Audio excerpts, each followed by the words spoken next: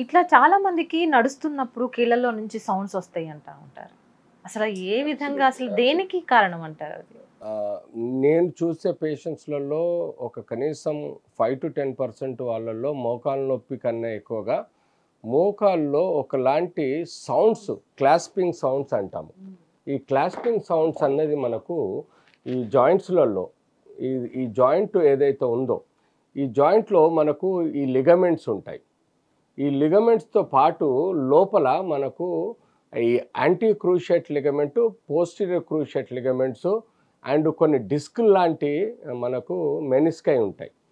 So యూజువల్గా ఈ joint మొత్తానికి మనకు ఒక పొర ఉంటుంది, క్యాప్సుల్ లాంటి పొర ఉంటుంది. ఆ పొర లోపల ఈ జాయింట్ను లూబ్రికేట్ చేయడానికి, అంటే ఈ జాయింట్ ఫ్రీగా ఆడడానికి, ఇంజన్లో ఎలాగైతే బేరింగ్ కానీ పిస్టన్స్ కానీ ఆడడానికి ఆయిల్ పోస్తామో అలాగే ఈ జాయింట్ లోపల కూడా ఫ్లూయిడ్ ఉంటుంది. సో సమ్ టైమ్స్ వెరీ రేర్గా ఆ జాయింట్లోని ఉండే ఫ్లూయిడ్లో ఎప్పుడైతే ఎయిర్ బబుల్స్ లాంటివి వస్తాయో వాటి వలన మనకు ఈ క్లాస్పింగ్ సౌండ్స్ అన్నీ వస్తాయి.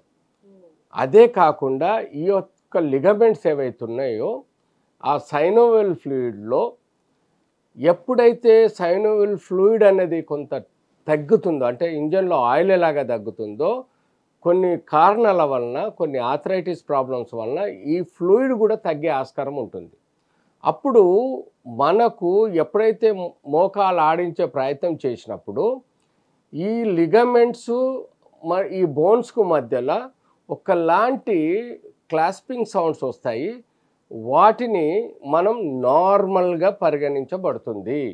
అది ఎలాంటి పెథాలజికల్ ప్రాబ్లం కాదు, ఇట్స్ ఎ ఫిజియోలాజికల్ చేంజెస్. అంటే మన బాడీలో జరిగే ఫిజియోలాజికల్ చేంజెస్, ఈ జాయింట్ లోపల ఫ్లూయిడ్ తక్కువ అవడము, లేకపోతే ఎయిర్ బబుల్స్ రావడం, లేదంటే ఈ యొక్క లిగమెంట్స్ బోన్స్కి మధ్యలో ఒకలాంటి ప్రక్రియ ఆయిల్ తక్కువ ఉండటం, అంటే అందులో ఉండే సైనోల్ ఫ్లూయిడ్ తక్కువ ఉండటం వలన ఆ శబ్దాలు ఏర్పడుతూ ఉంటాయి. ఇవి నార్మల్గా తీసుకోండి, వీటికి భయపడాల్సిన అవసరం లేదు.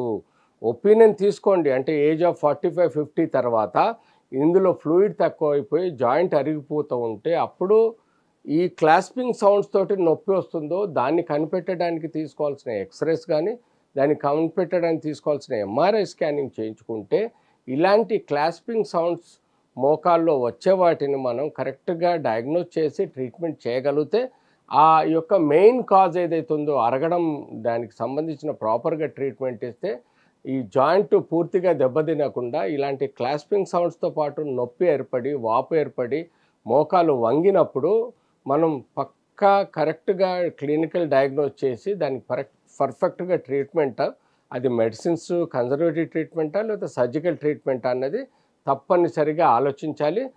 అదర్వైజ్ యంగర్ ఏజ్లో క్లాస్పింగ్ సౌండ్స్ మోకాల్లో ఎలాంటి శబ్దాలు వచ్చినా భయపడకూడదు.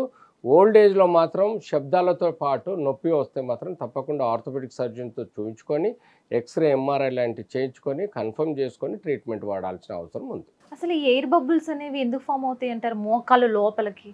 యూజువల్గా మూమెంట్ ఈజ్, అంటే మనం జాయింట్ లోపల ఈ క్లాస్పింగ్ సౌండ్స్ ఎప్పుడైతే మనకు జాయింట్ మొబిలిటీ ఉంటుందో ఆ మొబిలిటీలో మధ్యలో ఉన్న సైనోయిల్ ఫ్లూయిడ్ ఎముకల మధ్యలోకి వస్తాయి, మళ్ళీ చుట్టూ చేరుతూ ఉంటాయి.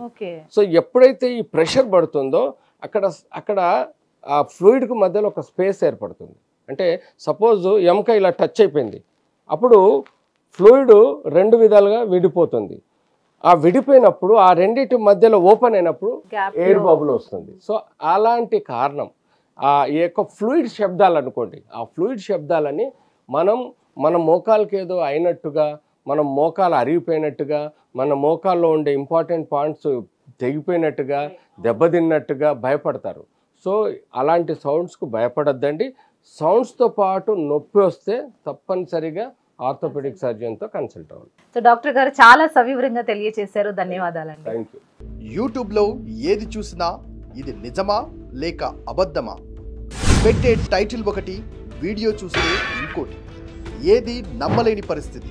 కానీ హిట్ టీవీలో నిక్కచ్చిగా, నిజాయితీగా, నిజమైనది ఏది ఉందో అదే చూపిస్తాం. ఏది చూపించామో అదే నిజం. హిట్ టీవీ ఏ పార్టీకి కొమ్ము కాసే ఛానల్ కాదు, ఇది ప్రజల channel. Please support our channel by subscribing. Hit TV, ఇది సామాన్యుడి టీవీ.